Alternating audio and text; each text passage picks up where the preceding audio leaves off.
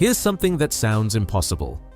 The average American household earns more money today than at any point in history, yet home ownership rates are falling and an entire generation has been priced out of the housing market.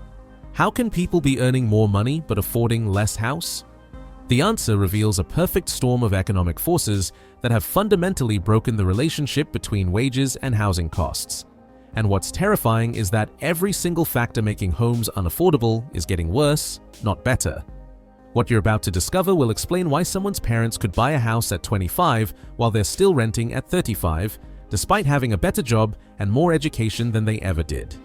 Let's start with the brutal mathematics that define today's housing market. In 1970, the median home price in the United States was about $23,000. The median household income was around $9,000. That means the typical home cost 2.6 times the typical household's annual income. Fast forward to today. The median home price is approximately $420,000. The median household income is about $80,000. That means the typical home now costs 5.3 times the typical household's annual income. The ratio has more than doubled. Homes are twice as expensive relative to income as they were 50 years ago. When you factor in interest rates, the picture gets even worse. A $420,000 home with a 20% down payment at 6% interest means a monthly payment just over $2,000, not including property taxes, insurance, or HOA fees. Add those in and you're looking at $3,000 or more per month. That's $36,000 plus per year just for housing. For a household earning $80,000, that's roughly half their gross income before taxes. Financial experts recommend spending no more than 28% of gross income on housing. Today's buyers are spending 60% more than that. The first major factor destroying housing affordability is wage stagnation. While home prices have skyrocketed, wages have barely kept pace with inflation. Adjusted for inflation, median household income has risen about 30% since the early 1970s. Over the same period, real home prices are up roughly 150%. Wages rose 30%. Housing rose 150%. That gap is the affordability crisis. A teacher in 1970 could afford to buy a median-priced home in most American cities.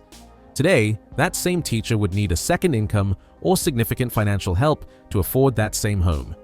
The same is true for nurses, police officers, firefighters, and countless other middle-class professions. Jobs that used to guarantee middle-class stability and home ownership now barely cover rent in many markets. The second major factor is a catastrophic shortage of housing supply. The United States is short approximately 4 to 7 million homes, depending on which estimate you believe. After the 2008 housing crash, construction of new homes plummeted. But while construction slowed, population growth didn't. Millennials, the largest generation in American history, started reaching home buying age. The result? Massive demand meeting minimal supply. And when demand exceeds supply, prices explode. Builders have focused on luxury homes with higher profit margins rather than starter homes that first-time buyers need. In many markets, you can find plenty of $800,000 homes, but almost none for $250,000. The entry-level home has essentially disappeared. The third factor destroying affordability is the financialization of housing. Wall Street discovered that single-family homes make excellent investments, and they've been buying them by the thousands. After the 2008 crash, private equity firms and institutional investors swooped in and bought foreclosed homes at bargain prices. Companies like Blackstone, Invitation Homes, and American Homes for Rent now own hundreds of thousands of single-family homes across the country. These companies don't just buy homes, they outbid regular families. They can pay cash, close in days, and waive inspections. A family trying to buy their first home with an FHA loan can't compete with a hedge fund offering all cash. In some markets, investors account for 20 to 30% of all home purchases. That's 20 to 30% of the supply being removed from potential owner-occupants and converted to rentals. This creates a vicious cycle. As more homes are bought by investors, fewer homes are available for families to buy. This drives prices higher, which makes homes even less affordable, which forces more people to rent, which attracts more investors.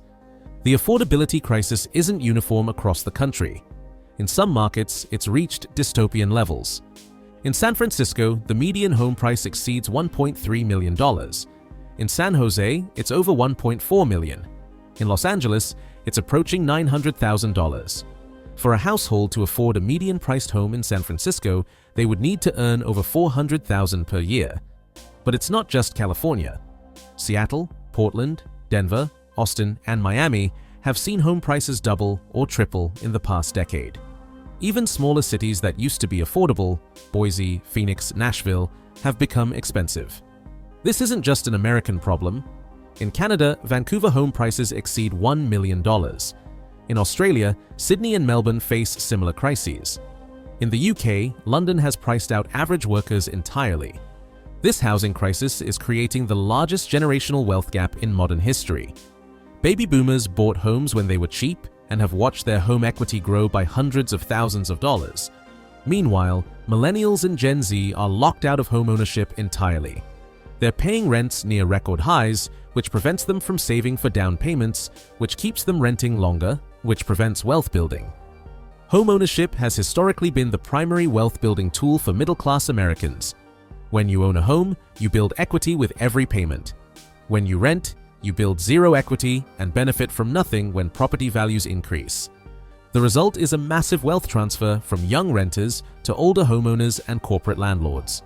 Government policies have made the crisis worse, not better. Zoning laws in most American cities make it illegal to build anything except single-family homes on most residential land. This means that in areas where people want to live, you can't build apartments, townhouses, or duplexes. You can only build expensive single-family homes on large lots. NIMBYism, not in my backyard, has become a powerful political force. Existing homeowners fight against new construction because they fear it will lower their property values. The result is that cities where people want to live can't build enough housing to meet demand, and when supply can't increase, prices explode. Quick pause.